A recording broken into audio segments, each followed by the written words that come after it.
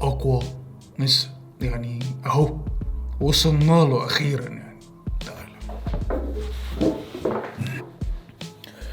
يعني أخيرا وصلنا للأخ فورتكس، فنهدى بقى الله يبارك لكم. طب ما أنا خلاص عرفت يعني، فمخدت نبذة عنه في السايفر بتاع إريبيا اللي كانت عاملاه فريدم ميوزك، فاحنا خدنا نبذة وعرفنا الراجل ده مطلوب ليه. تمام، تعالى بقى نتوغل ونشوف تراك من تراكاته ونشوف فيه ايه، ماذا يحدث. لان بسم الله ما شاء الله كل التعليقات فورتكس كلها حرفيا يعني. حتى لما فكرت ان انا هعمل فوت بين مين، مفيش، هو الوحيد اللي مطلوب هنا في الفترة دي. فخلينا نشوف، بما ان الناس بسم الله ما شاء الله كله نايم ومحدش شغال غير ابي يوسف، ده غير ان هو حاول يبدأ بيف وبسم الله ما شاء الله مفيش حد رد اساسا خالص، محدش اتنكش ومحدش اتسحب ومحدش فكر ان هو يخش ويلعب الجيم دي تاني. خلاص الناس اتنورت يعني. فخلينا نخش ونشوف، وهنجيب بقى هنرجع للقديم طول ما مفيش جديد. خلينا نبتدي ونخش ونمسك تراك الناس طلبته كتير جدا الفترة اللي فاتت لفورتكس، تمام، وهو تو باد. فواضح ان هو عامل قلة ادب جوه، فخلينا نشوف مستوى قلة الادب واصل لفين. بما انه هو بسم الله ما شاء الله فاجئني في السايفر، خد السايفر في حتة تانية نهائي. عندك الحلقة رقم 116 تقدر تروح تتفرج عليها. خلينا نشوف مين اللي على الانتاج. اللي على الانتاج مكتوب اهو بيج مو، وبيج مو برضو كان عامل السايفر بتاع إريبيا اللي كانت عاملاه فريدم ميوزك. فواضح ان بيج مو على الانتاج مع فورتكس بقاله فترة، فدي حاجة كويسة. الانتاج بتاعه كان قوي جدا في السايفر، فأتوقع ان هنا يكون عامل برضو شغل عالي، رغم ان ده قبل ده. بس حد تاني معانا، خلينا نشوف. الميكس والماستر نوفا وعيسى والسعود تقريبا يعني، دول على الميكس. والمونتاج وباري. فإذن ده فيديو كليب. خلينا نشوف ونبدأ ونشوف الراجل ده هيعمل معانا ايه. جاهزين يلا. مساء الفل. تمام ماشي يا عم فورتكس، خلينا نشوف ونسمع، احنا جاهزين يلا.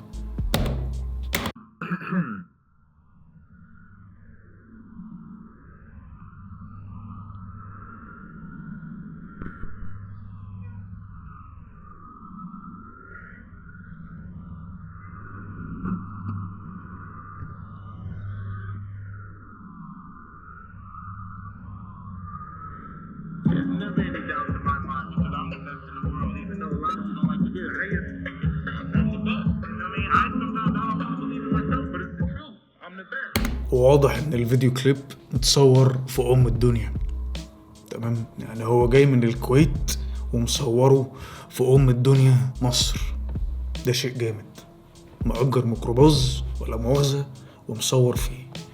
حلو الكلام. بالنسبة للمقدمة واضح كده ان دي عبارات كان قايلها محمد علي اللي هو الايقون بتاع البوكسنج، تمام، هو ايقون لأي حد، تمام، هو ايقونة ويل سميث مثلا، فاهم. فأنا بيكرر كلامه وبيقول لك إنه هو الأفضل. أنا عارف إن الكلام ده بيضايق ناس كتير، بس هي دي الحقيقة، أنا الأفضل. بس فهو مقتبس منه نفس العبارات، بس أنا راميها على نفسه إنه هو بدل البوكسنج هو الأفضل في الراب جيم، تمام. خلينا نخش ونشوف الأفضل هيعمل إيه. يلا نخش على المقطع. قول خش.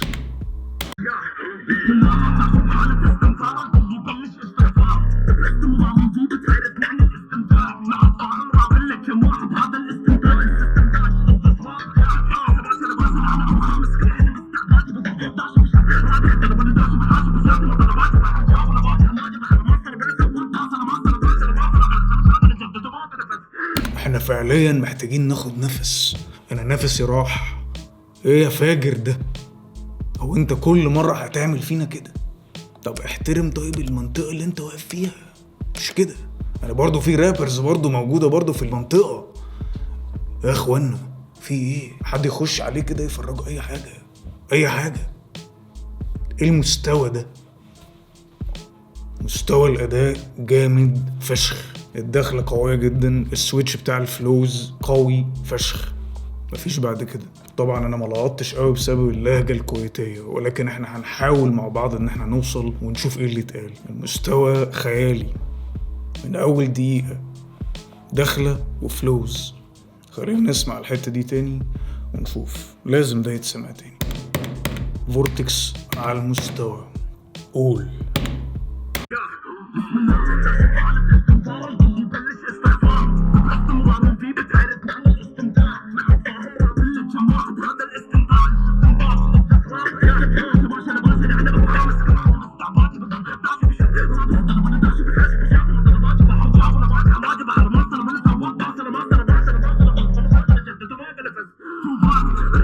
تو باد، فعلا تو باد. مستوى فوق الباد بشوية، عالي عالي فشخ. ايه ده؟ ايه الاداء ده؟ ايه الفلوز دي؟ ايه السيلبلز دي؟ ايه الرايم سكيم ده؟ في ايه؟ مستوى عالي. خلينا نشوف اللي بيتقال. بيقولك ايه؟ بيقولك بسم الله، ده شبه حالة استنفار الكل يبلش استغفار، في اولها كده بيسمي الله. بيقولك حالة استنفار الكل يبلش استغفار، من الاخر على اساس ان هو حضر ولا مؤاخذة، فالكل يبدأ يستغفر لان بوجوده عمل حالة استنفار، وكله عمال بيجري في كل حتة بس بمجرد بس لما حضر. ده اول بار. بعد كده قالك باستمرار الفي بتعرف معنى الاستمتاع، وطبعا الفي دي بيرمي على فورتكس، وبيقولك بتعرف معنى الاستمتاع زي ما احنا مستمتعين كده. فده واقع وحقيقي، بس تفاخر وتعظم، وده حقه باللي هو بيعمله، ده حقه. ده بالنسبة لأول بارين. بس عايزك تركز في الرايمز، تمام؟ عايزك تركز في القوافي الداخلية زي استنفار واستغفار واستمرار، وراح قافلها بقافية مايلة أو قافية مكسورة، قفلها باستمتاع. وطبعا زي ما شرحت قبل كده، بس نشرح تاني برضو القافية المايلة دي معناها ايه او بتمثل ايه. بتمثل ان القافية بتبقى على نفس الوزن ولكن مش بنهاية نفس الحرف اللي في القوافي اللي قبل كده. يعني استنفار ر، استغفار ر، استمرار ر، بعد كده استمتاع عين، دي كده قافية مايلة. وفي اللي بعدها برضه وهو بيقول لك ما حدا فاهم راب الا كم واحد، هذا الاستنتاج، استنتاج برضه قافية مايلة. بعد كده ركز بقى في اللي بعدها دي، قال لك السيستم داج. بص، السيستم داج مرمية على استنتاج. ازاي؟ تحس ان هو استنبط او استخرج من استنتاج السيستم داج. وداج دي المفروض يعني هو ابريفيشن او اختصار لدايركتد اسيكليك جراف، اللي هي دي اي جي. وده المتعارف عليه ان هو رسم بياني بيستخدم في تطبيقات في جدولة الانظمة، تمام؟ وده موضوع ملناش دعوة بيه، بس انا بقولك ان الكلمة لها معنى ومفهوم يعني، تمام؟ فهو بيشبه المفهوم ده ان هو الاستنتاج ان مفيش حد فاهم راب من الاخر. حتى بعد كده بيسألك وبيقولك is this rap؟ هو ده راب؟ استفهام. بس بعد كده بقى عمل سويتش في الفلو ودمر الكوكب.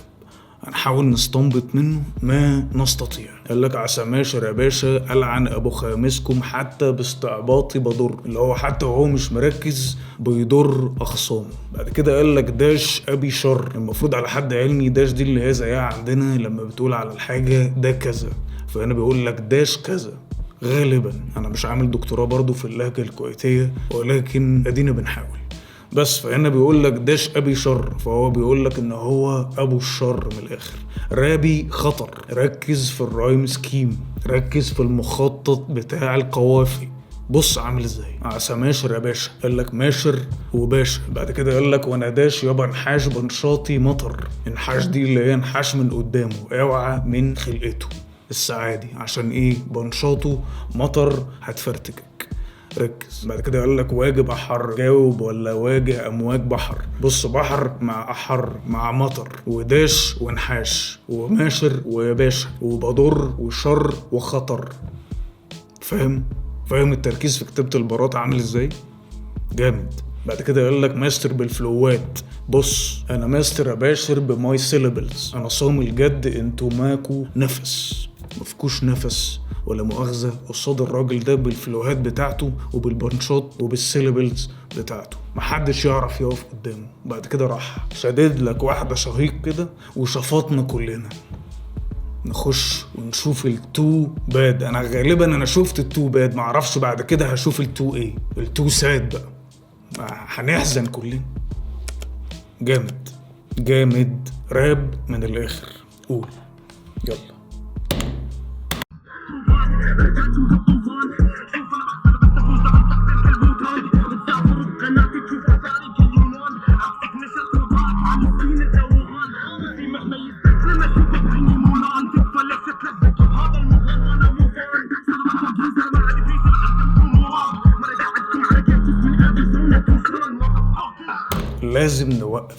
لازم نوقف ونشوف المستوى بتاع الراجل ده ونديله حقه.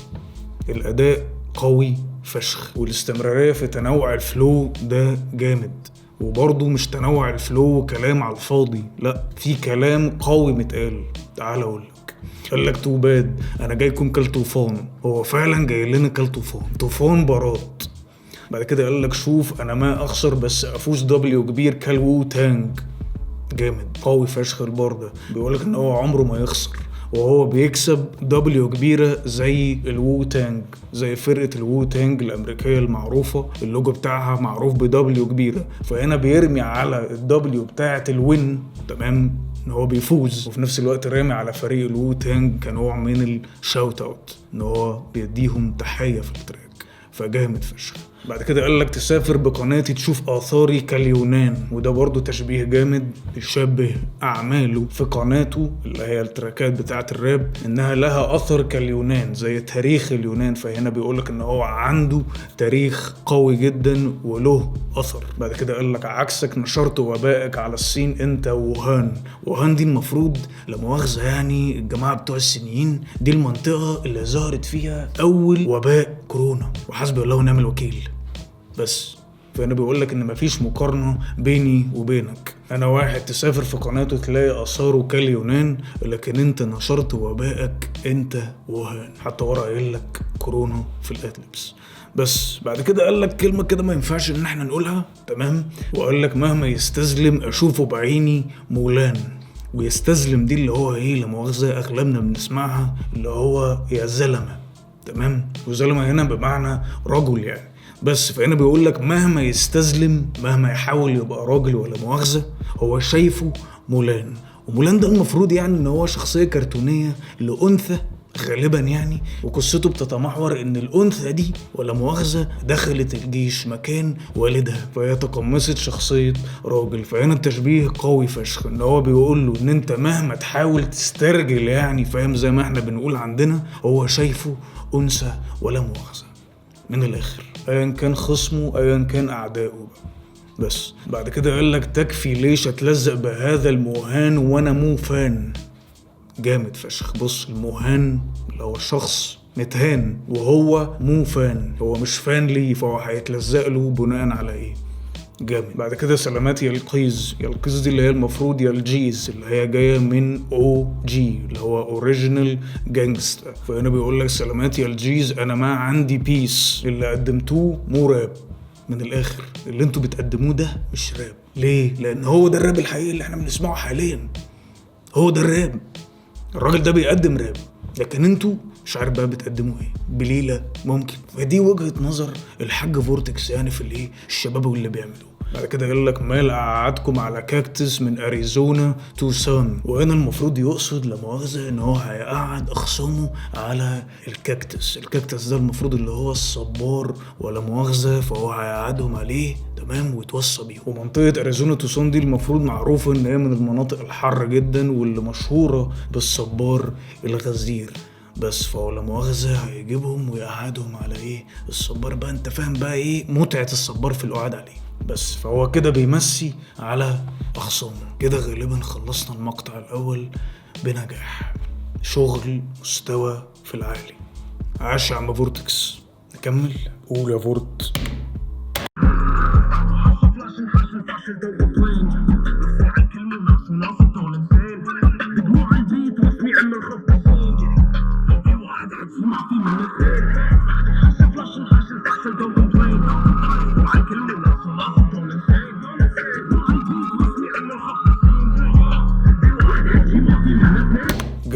لازمة.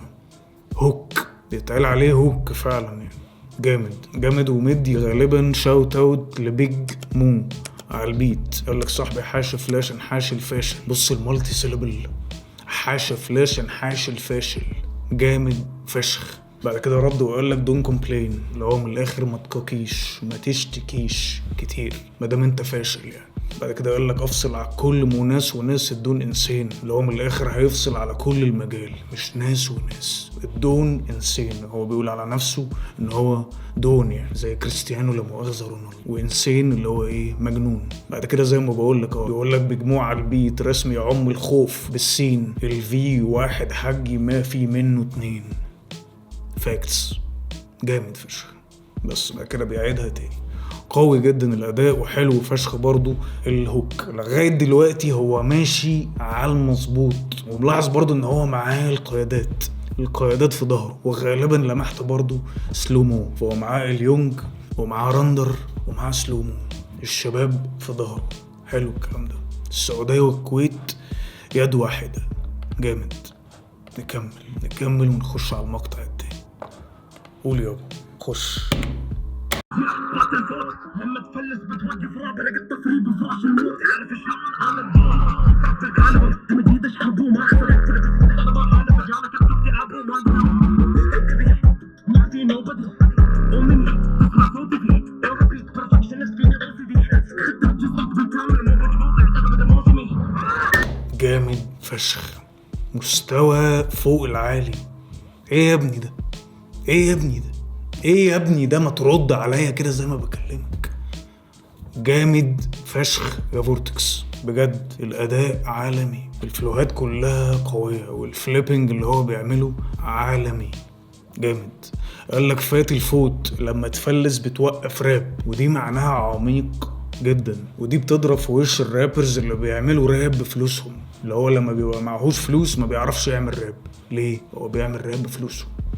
فجامد. بعد كده كمل لك وقال لك انا قط فري بفراش الموت. عارف شلون انا الدون في فرق بالكالبر، وانا يقصد ان في فارق في المعايير سيدي القاضي، في فرق وواضح المعايير عامله ازاي. بعد كده قال لك همج داش حرب وما خسر. داش حرب ايه؟ ده حرب، دي حرب. وبرضو كلمه ما ينفعش نقولها، الحظ مع حلفه جاله كبت واكتئب وما قدر. غالبا هنا ممكن يبقى كان داخل مع حد في نوش وما ردش عليه، يعني جاب ورا مرشدير. بس بعد كده قال لك داش كوكبي، اللي هو ده كوكبي ما في نو بادي اونلي مي تسمع صوتي فيه. جامد. بص اونلي مي تسمع صوتي فيه، اون ريبيت بيرفكشنست فيني او سي دي.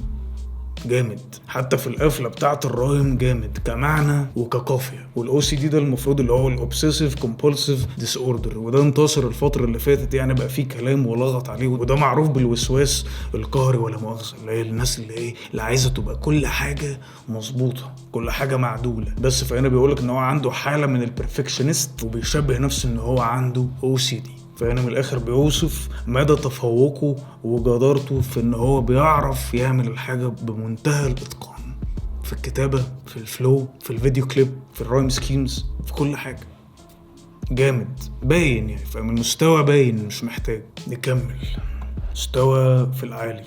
انا مبسوط بالتراك الصراحة، ومتأخر عليه وانا عارف، فانا بعتذر للناس وبعتذر لماجد شخصيا يعني، فاهم الراجل ده ما بيطلبش مني غير فورتكس تقريبا يعني، فتمام اهو براضيك اهو.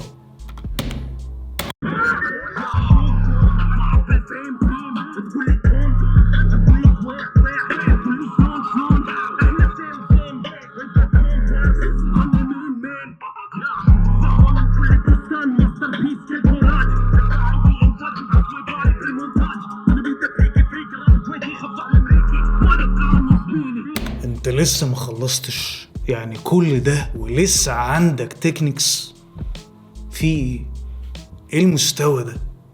جامد فشخ. والحته اللي في الاخر دي لخصت مستوى التراك، حتى في الاداء بتاع التصوير يعني، في كل بار هو بيزوم وبيبعد في اللي بعده. جامد. وفي حاجه انا برضو لاحظتها في الفيديو كليب، في صور محطوطه في النص، خلينا نبص عليها. اسمع.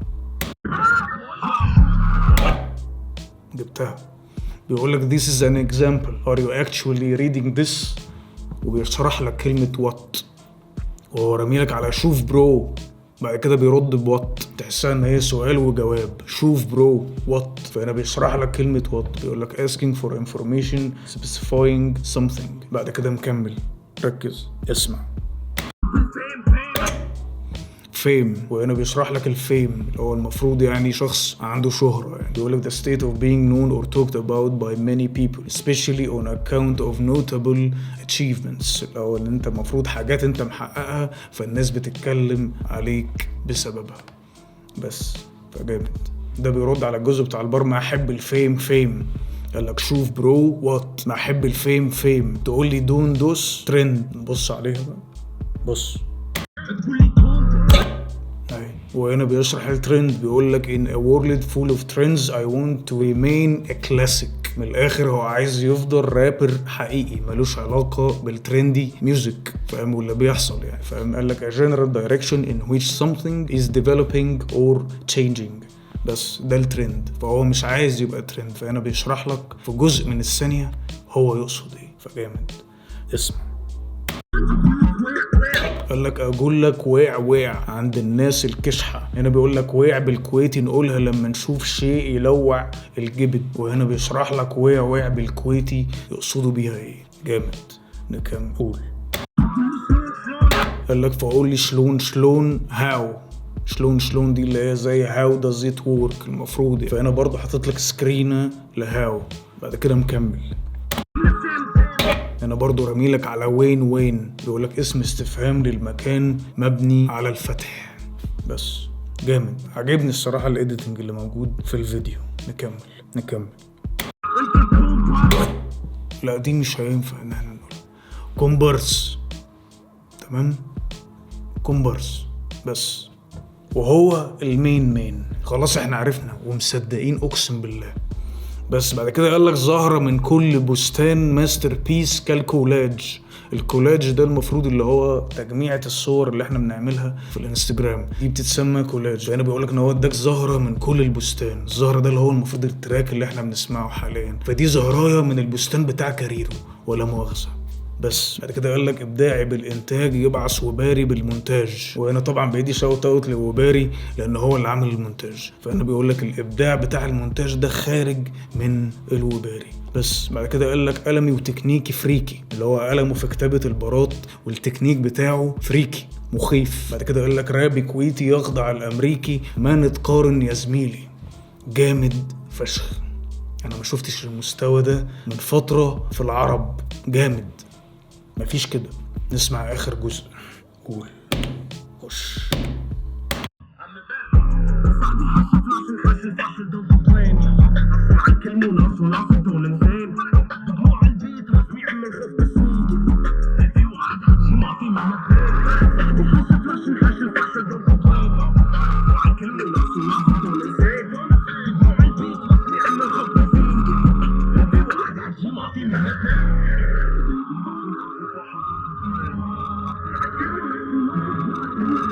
برضو التكنيك والليركس بتاعت فورتكس مش مخلياني مركز مع بيج مو والانتاج اللي عامله في البيت. برضو ياخد ريسبكت عالي فشخ، الانتاج قوي جدا، والتراك ككل ياخد 9.5/10.